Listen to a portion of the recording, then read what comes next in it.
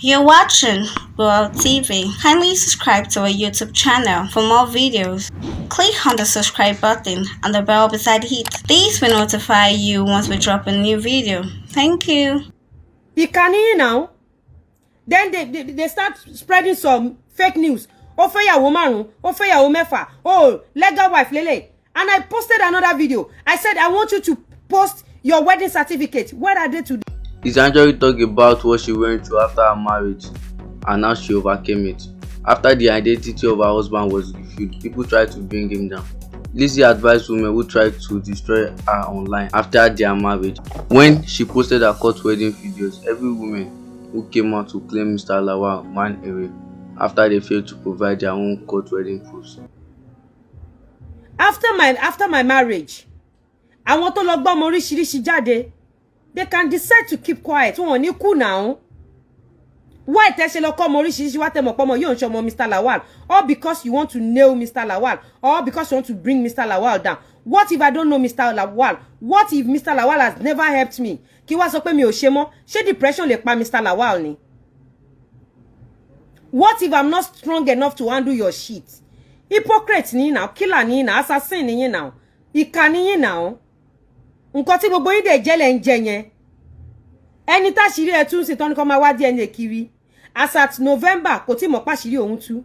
O àṣírí òun máa tú. Irú ẹ̀ náà máa wà lórí social media tó máa yọnu sírú ọ̀rọ̀ tiwa. Wọ́n ní ìyàwó mẹ́fà, ìyàwó márùn-ún ni Mr. Lawal ní. Tí Mr. Lawal bá fẹ́ ìyàwó 50, they can decide to keep quiet.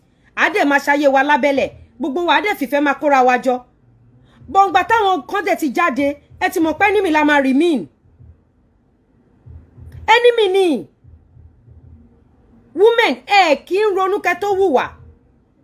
Tí Mr. Lawal bá gbé ọmọ 100 jáde pé ìyàwó mi, ọmọ mi rẹ̀, ọmọ àbúrò mi rẹ̀, àjọ máa kó mọ lùbọ́ ni, àjọ máa ṣe dáadáa. Bó ẹbẹ̀ sí ní gbójú ọmọ lọ́mọ jáde, and I asked for DNA. Mo béèrè fún DNA. Some of you are criticizing me. You guys are èmi tí mo dẹ̀ béèrè DNA. Kò sínú àwọn ọmọ tán gbé jáde, mo mọ̀ èyí tó jẹ́ Mr. Lawal. Mo mọ̀ èyí tí wọ́n gbé jáde, don't kàn fẹ́ crucify máa yẹn. What if mi ò mọ̀ máa yẹn rí? What if mi ò mọ̀ bẹ̀rẹ̀ ọ̀rọ̀ ẹ̀? Can you imagine? Èmi tí mo ti wà lọ́wọ́ ẹ̀ láti 14 years ago. Ìwọ tó jẹ́ pé amọ̀gbà tó ń date ẹ, amọ̀gbà tó lóyún. Èmi ni mo sọ pé kó gbóyún. Ìwọ wá claim pé ìwọ senior mi nínú ilé. Are you not mad? Ṣé o ní mental problem? Ṣé ọkùnrin jẹ́ nǹkan tá wá jà sí láyé? All we need to do is to be successful as a woman. Everything we have as a woman is permanent. Ọmọ ni o, ọkọ ni o, owó ni o, ilé ni o, mọ́tò ni o, is not permanent.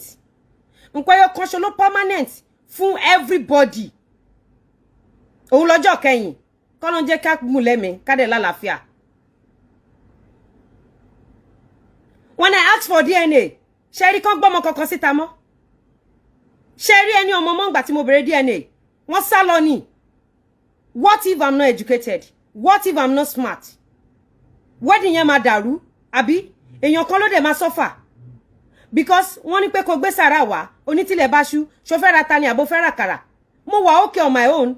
Kì í ṣe pé Mr. Lawal mo kì í ṣe pé tó bá dé o, tí n bá fẹ́ o, kì í ṣe pé ó ṣe fẹ́ ra mọ́tò fún mi, àbó fẹ́ ṣe nǹkan kan fún mi. Anything tí Mr. Lawal bá ṣe fún mi, àṣekún ni.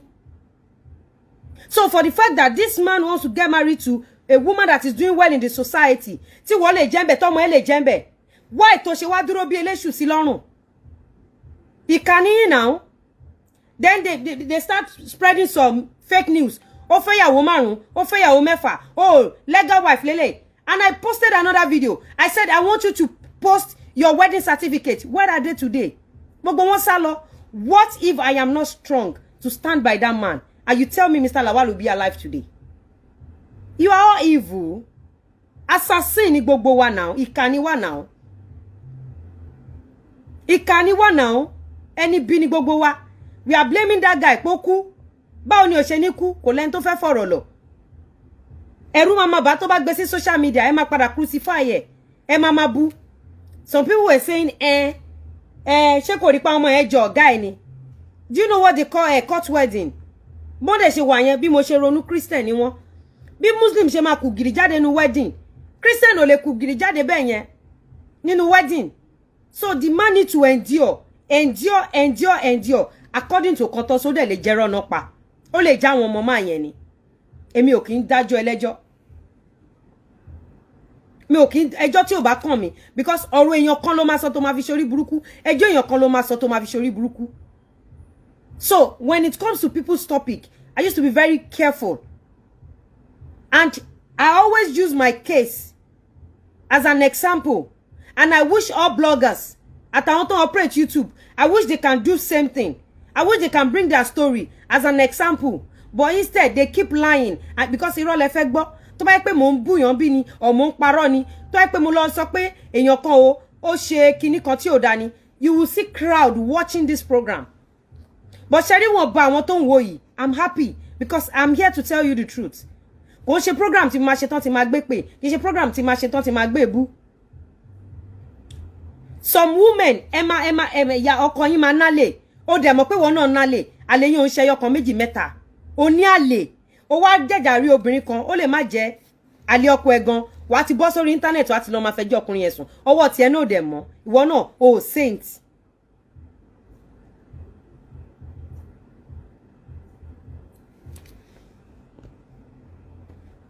Ìwọ náà saint, but ọ̀rọ̀ ọlọ́rọ̀ ibẹ̀ náà máa bẹ́ ẹ mọ́. Ó mọ̀ pé ó lálè, mo sọ nǹkan kan kò sáwọn tó yàn lè tó àwọn ìyàwó lé, because some of them wants to meet up. Some homes are not, they are not happy in some homes. Some women are going through hell because tó bá kúrò ńbẹ̀ ẹbí máa bú, ará máa bú. Can you imagine some people will wake up, ó dẹ̀ máa lọ sí social media handle ẹlòmíì, go and marry. Irú èèyàn yẹn sìn tó bá lọ fẹ́ èèyàn kan. Okay, let's talk about men too. Some men will abandon their wife because the woman produce female child. Ṣé African man tẹ́ bá kàwé ẹ̀kọ́ gbọ́n rí pé ọkùnrin ló ń determine ọmọkùnrin àtobìnrin. Tátọ́ ẹ gbé náà bí fún ẹ. Tátọ́ ẹ bá gbé ọkùnrin wọ́n bí fún ẹ.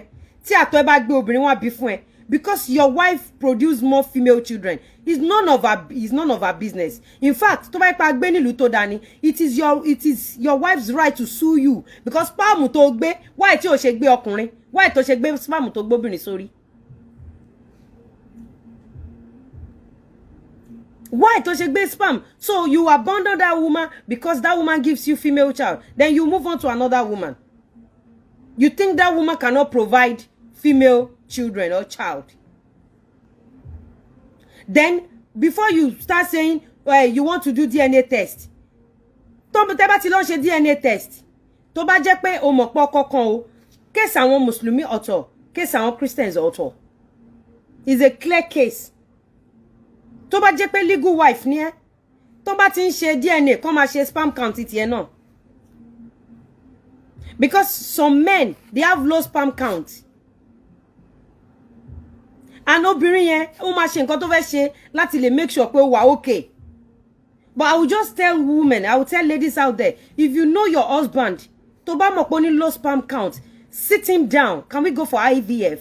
Can we adopt? Let him know, so that the family will not be, they will not call you barrack that kí ni wọ́n máa ń pe obìnrin ní Yorùbá náà tí ò bá bímọ, bóyá ajá, akọ ajá. So that you will enjoy everything, you will enjoy. You can't just endure the whole thing. Because some men, they don't even know they have low sperm count. But ìwọ, because wọ́n ṣàfẹ́ bímọ, wà lọ gbóyún ọkọ lọ gba sperm because tó ṣàfẹ́ ó fẹ́ nísìn ọ̀rọ̀ DNA máa wá, ó máa wá yóò dẹ̀ máa múlẹ̀. And some men are even tired of their relationship. So ọ̀rọ̀ DNA everybody fẹ́ fi tú nǹkan ká. Ọ̀rọ̀ DNA yìí everybody fẹ́ fi tú nǹkan ká.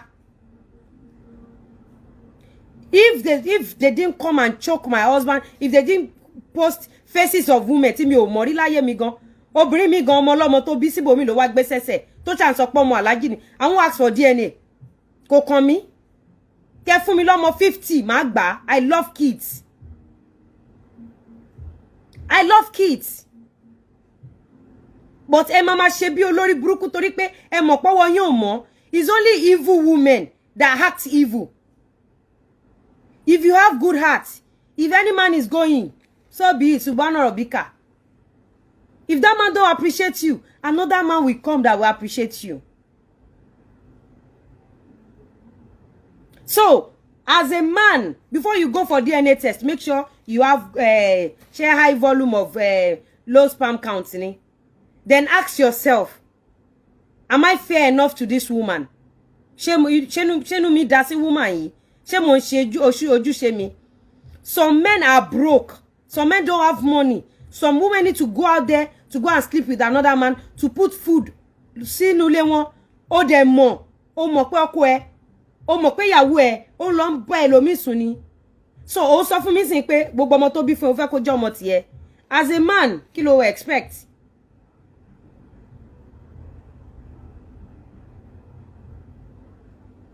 As a man, what do you expect?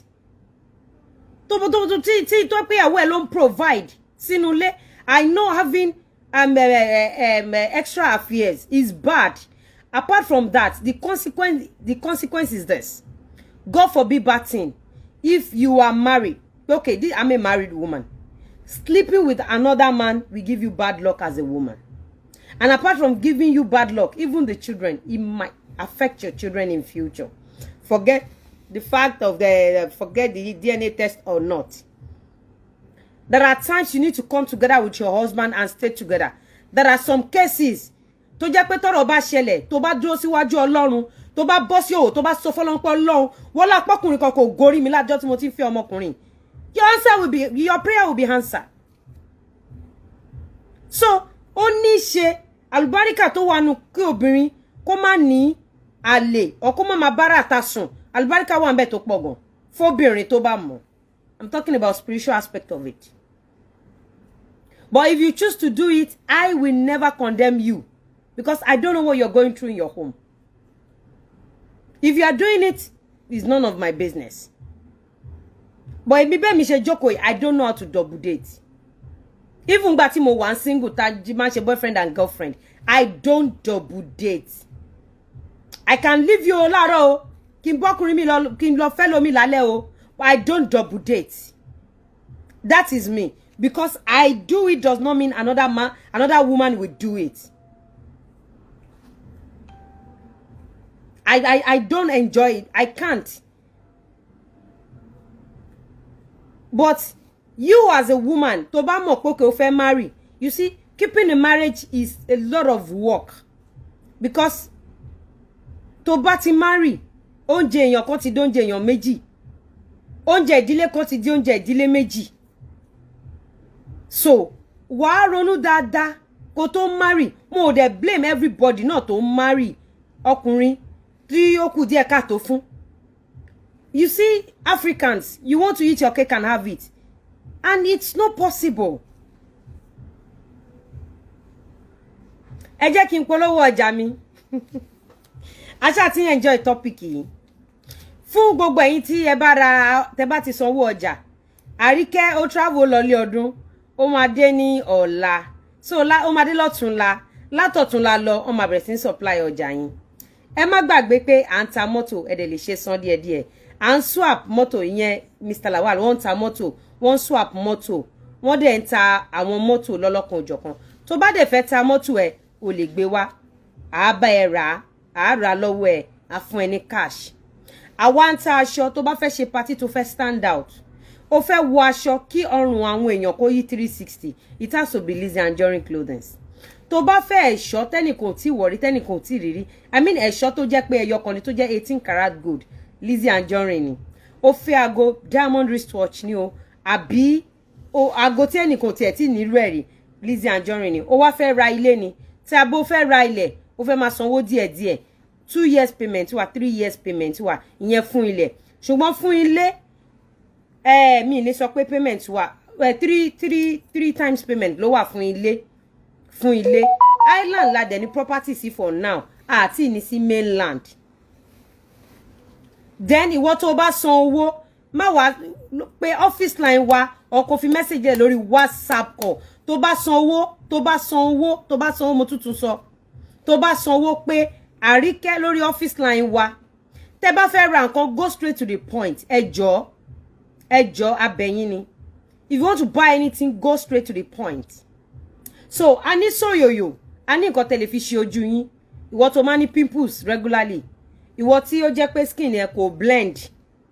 ìwọ tó jẹ́ pé ẹsẹ̀ dúdú ọwọ́ ẹ dúdú a ní nǹkan tá lè fún yín a dẹ̀ ní nǹkan tẹ́ lè ṣe fáwọn tá lè fáwọn ọkùnrin náà tára wọn máa fi dá a ní face mod a ní oríṣiríṣi nǹkan so ẹ jẹ́ ká ra máa lọ kí a dẹ̀ tún padà ṣe ká tún padà ṣe advert wa.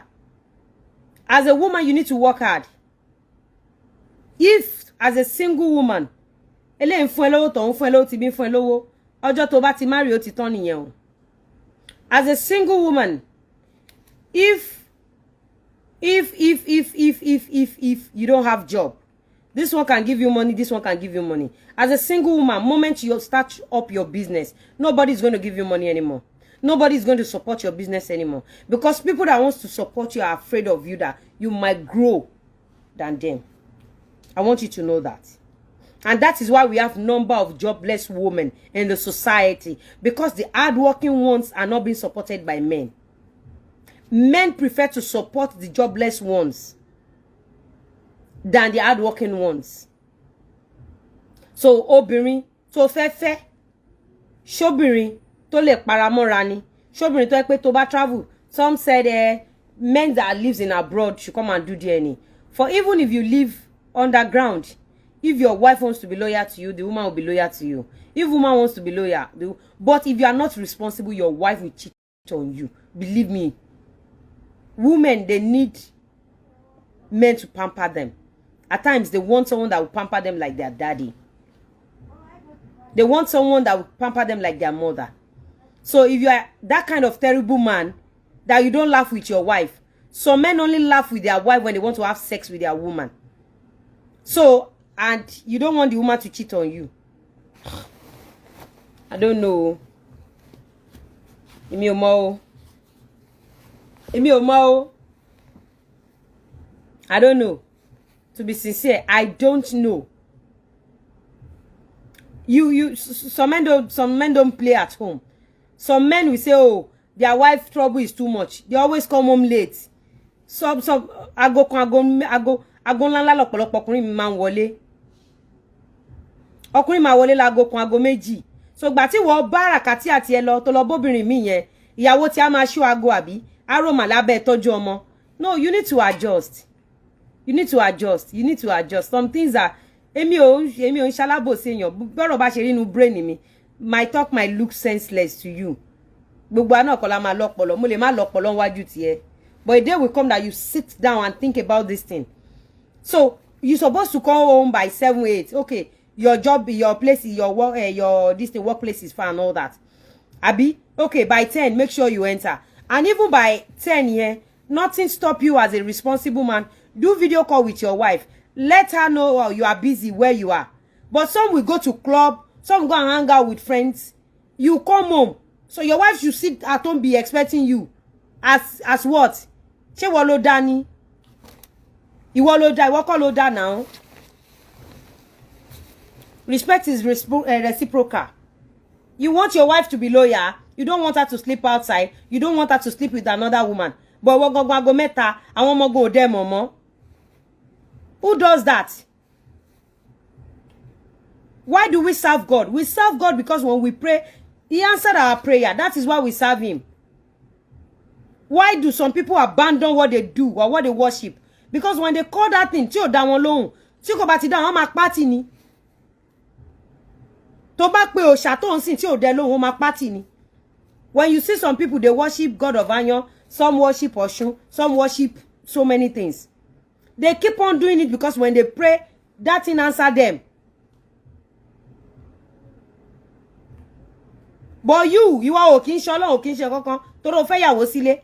Ó pè ẹ́ ò dáhùn, ọkùnrin máa pè kó máa pago ẹ̀, ó ti wà lọ́dọ̀ obìnrin mi. And at the end of it, you say ọkùnrin àtobìnrin ò kí ń ṣe kankan. That was then. If you want to prove ọkùnrin àtobìnrin ò kí ń ṣe kankan, that means your wife need to be full housewife. If your wife is full housewife, if you are the one providing the whole thing, you still need to be responsible. Come home on time. And if your wife is very hardworking, and you are now become something else again, bí woman yẹn ṣe ń wẹ̀ ló ṣe ń wẹ̀ lómi now. And now, when they were talking about DNA, you are everywhere, jumping up and down, up and down. You are jumping up and down, jumping everywhere because of DNA. Láàrin wa tọ́lọ́hun, ṣé o ṣe dáadáa pẹ̀lú ìyàwó ẹ̀?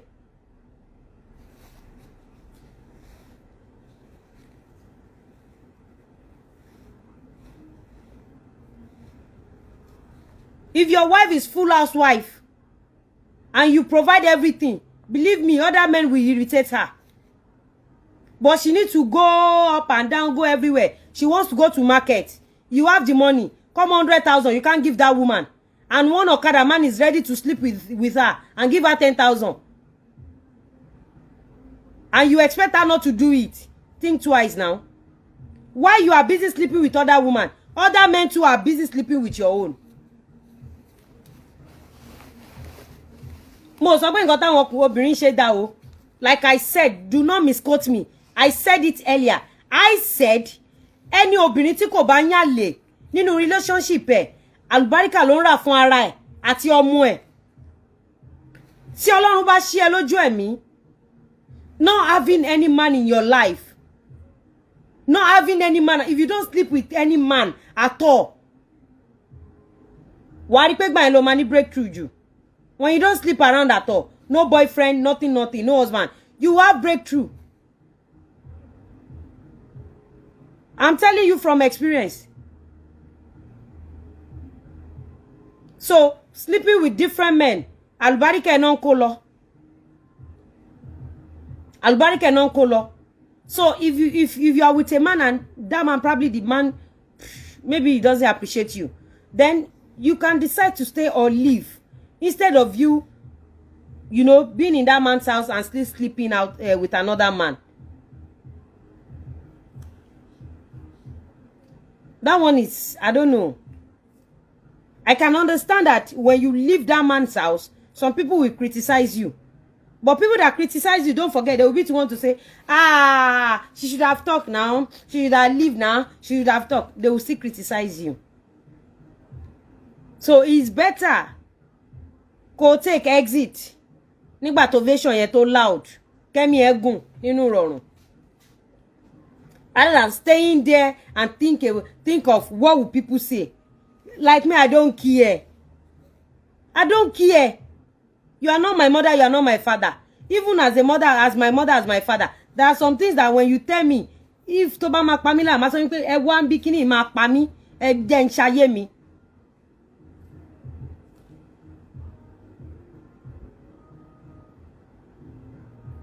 You know? So, as a woman, you know what suits you. And nǹkan tó pa obìnrin jù láyé ni tí ò bá rí attention ọkọ ẹ̀. When you don't give your wife attention, you are a killer. You can molest your wife today because of a issue of wọ́n ti gbé ìgbà DNA lẹ́yìn lórí kẹ́ máa rú kiri. But ìwọ gangan killer ni ẹ́. Some women don't even need your money. Some women are ready to move mountain for you. Some women are endowed, they are blessed spiritually. When they are praying for you, ọ̀nà máa là. Same woman, tó bá sọ pé ó fẹ́ máa fìtínà ẹni, ojú tí ẹ̀gbọ́n á rí màbo. So please, let's work more on ourselves as a man and as a woman. And I understand the fact that some women cannot cook too. Some women are rude. I understand that. Some women are lazy. I know. Some women gossip a lot.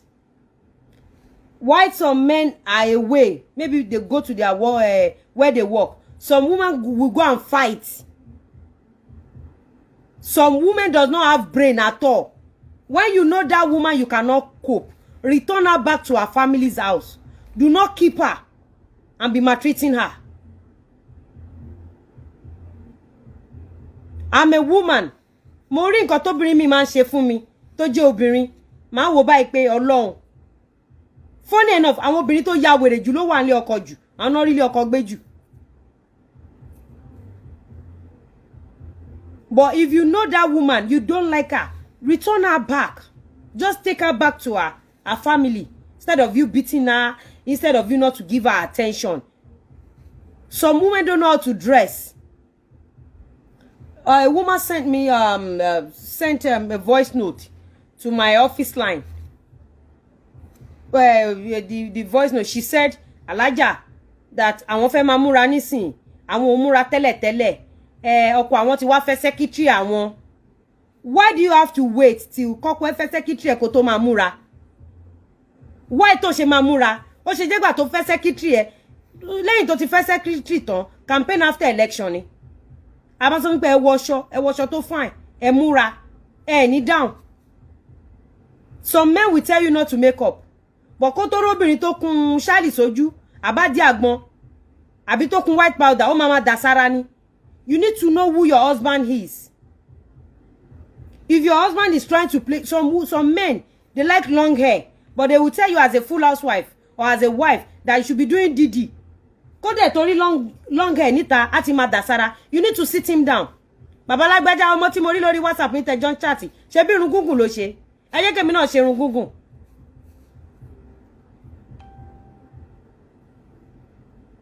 Some men will say, àwọn ọmọ kan, àwọn ọmọ gbà àwọn ọmọ irọ́ dẹ̀ ni, tó bá túra ká níta kò ṣeé ṣàjọ. Irọ́ ni, a máa criticize. Some men will be saying shit about somebody. Makeup wọn ti pọ̀ jù, àwọn ọmọ olóṣó irọ́ dẹ̀ ni, àwọn ọmọ tó náwó lé lórí nìyẹn.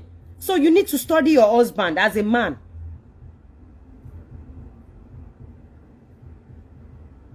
You need to study your husband. What kind of food you like? Your husband is rich or poor. You need to study your husband and meet up. It's a must. I hope you know that. If your husband is rich or poor, you need to meet up. If you try your best, tí kò bá dẹ̀ dúró, you hands up. You move on. To serve Nigeria is not by force.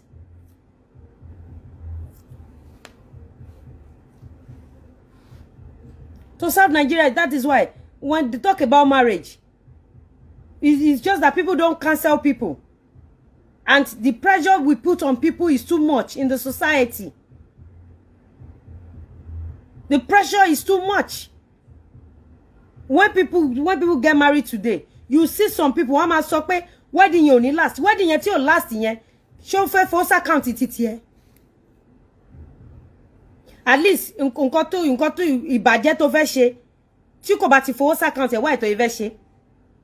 Some people cannot wait pé wedding kan, ẹ rí pé tó bá sọ pé èèyàn ṣe wedding, comment yẹn ò kí ń pọ̀. Tó bá ló túká, ẹ rí everybody lára àwọn tó ń ṣe wìnìwìnì yẹn, àwọn náà ló ń kàgbákò tí wọ́n tẹ̀ ń wò yìí. Do you know meaning of that? It means while you were jumping or you are being happy on some people's downfall, your own too is warming up. It's warming up.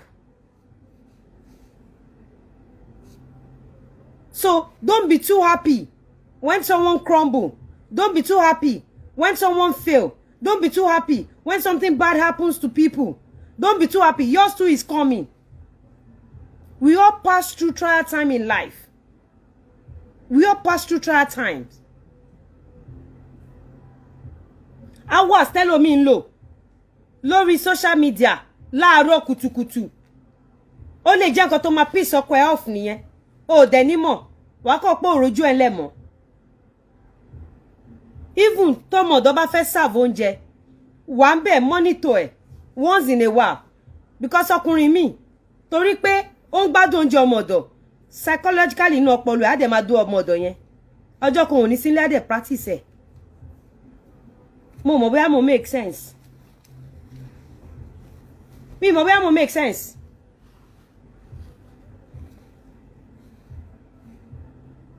Mi mọ̀ bóyá mo make sense. So as a woman, you want to marry, o fẹ́ fi lọ́kọ, mọ̀kan tó wà lẹ́yìn ẹ̀fà, ó dìpù gan. Ó dìpù gan. Àní ẹ̀yin ọkùnrin tẹ́ máa ń báyàwó lé onílé sùn. Ọlọ́run á yí yín padà.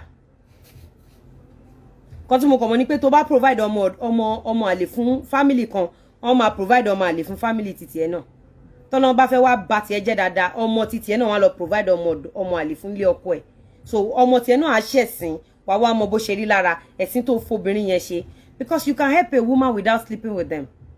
I'm a woman. I've helped a lot of young guys. Do you need to sleep with some people before you help them as a man? It doesn't have to be tit for tat. If you want to help and move. Must you always sleep with people because you want to offer them job? Because you want to help them with peanuts? What if you have to turn the table around? Ṣé gbogbo ọkùnrin táwa help ní káwa wá bá sùn?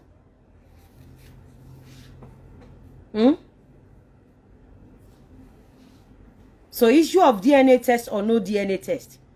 This thing will happen. What thing happen already? Everybody must a DNA test. Everybody must a DNA test. And I support it. But as a man, tó bá ti ń gbéyàwó ẹ lọ ṣe DNA test yẹn. Deep down in you, ask yourself, do I treat this woman well? Am I being fair enough? Ask yourself. Because ọ̀pọ̀lọpọ̀ ọkùnrin bí DNA yẹn lára wọn rẹ́ sí. Ẹlòmíì because sọ pé gbogbo ẹ̀ negative ni kó rí bí lé woman yẹn lọ. Èyí tó fẹ́ ṣe mọ̀ wá tó wà lọ́wọ́ ẹ̀. Níwọ̀n tó ń gbé bọ̀ yẹn, ọmọ owó bè tó ń gbé bọ̀. Right from day one, when they tell you to marry a smart woman, oh, nífẹ̀ẹ́, marry a woman that is doing well in the society. Wà ní kò ní gbọ́ràn sí ẹlẹ́nu. Ó dẹ̀ ti fẹ́ tó gbọ́ràn sí ẹlẹ́nu. Àmọ́ aláyé ń jẹṣẹ́ lábẹ́lẹ̀. Ó máa faramọ́ ni o. Ó máa faramọ́ ni o. Ìdí ò papọ̀ mọ́ tán o. Tòótọ́ làwọn méjèèjì lẹ́ran. Àmọ́ ṣé ọ̀tọ̀ọ̀tọ̀ náà ń ṣe o. Ó máa faramú kan ni o. Ọkùnrin mi lówó, ó tẹ́ kó fi ra lẹ̀ fún ìyàwó ẹ̀. Owó tẹ́ kó fi ra aṣọ lọ́dọ̀ Lizzy Anjorin fún ìyàwó ẹ̀. Owó tẹ́ kó fi ra jewelry, gold jewelry fún ìyàwó ẹ̀. Ilé ọtí ni, àlè ni, but tó bá broke, wá jókòó wá gentle bí oko popu sílé. Who does that?